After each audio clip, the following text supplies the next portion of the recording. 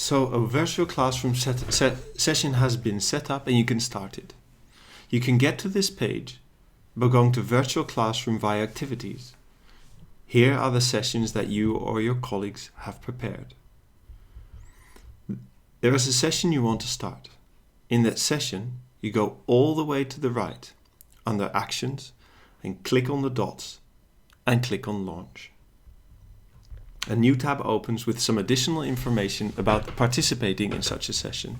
For example, it is advised which browser to use, Chrome, Firefox or Edge. It is recommended to use headphones instead of playing the sound through the speakers, as this prevents echoes. When the starting time has arrived, you can click on the button Enter Meeting Room. And with that, a new tab opens in which you are presented with the following choice. If you are a teacher and you want to present, it is advised to participate with a microphone. If you are a student and you want to participate, click on Listen Only. That way you can listen. If it is expected that a student should also talk, then the student also clicks on the microphone. Next, you will receive a message in the browser to allow your microphone to be used. If you do not receive these messages, this could be due to the firewall setting or the security settings of your browser, and you can adjust these settings. Please Google to find out how to adjust these settings. Here, I click on Allow and it will ask for a sound check.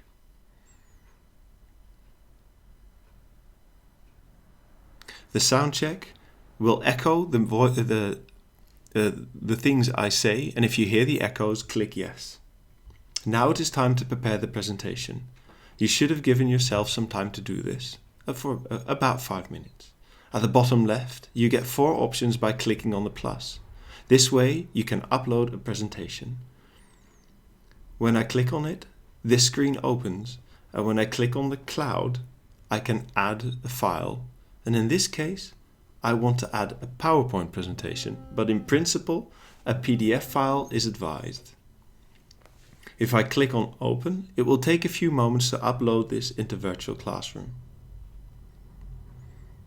You can delete the file if you've added the wrong file. You can delete it by pressing on the Recycle bin.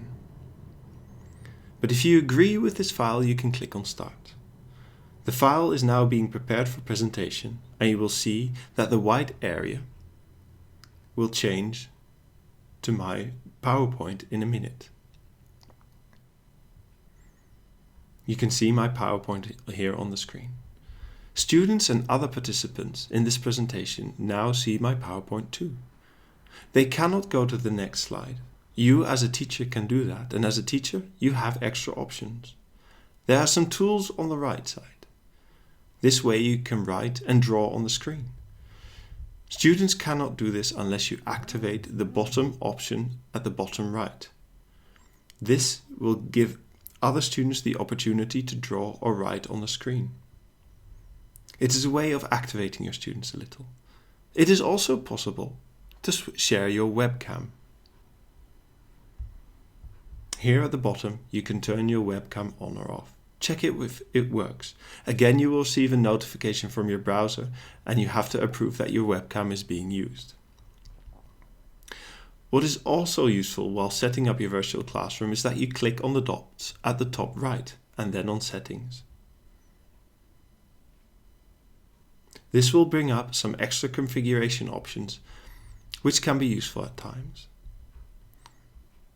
This way you can ensure that you can turn data saving options on or off. This means that you can, for example, ensure that nobody can turn on the camera, and in addition you can also ensure that no one can share the desktop.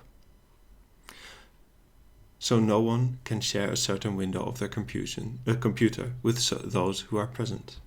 This saves data, so that ensures that the connection is more stable. You can also indicate here that participants that no one can, for example, use the chat and nobody can even use the microphone. That way you can set a bit of what someone who views the presentation can what someone cannot do.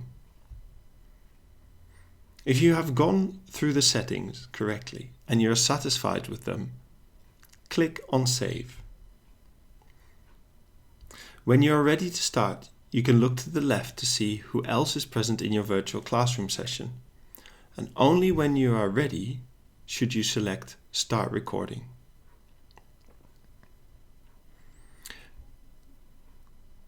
Click here on Not Recording and you will see it change to Recording.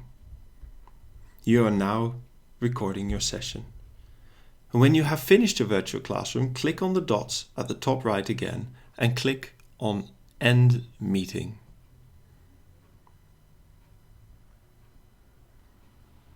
Everyone is then removed from the meeting, the session is over and the recording will be available a bit later. If I click away from this page, the recording will appear later under Recorded Meetings. And students and colleagues can watch those meetings again if they also go to Activities in Virtual Classrooms. And there, they will see an overview of the recorded sessions at the bottom of the page.